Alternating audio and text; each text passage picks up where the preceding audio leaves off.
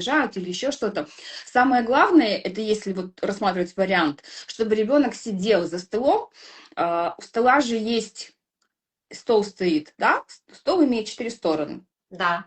Одна стоит к стене, ну, как вот обычно, да, стол на кухне, а 3 стороны свободны.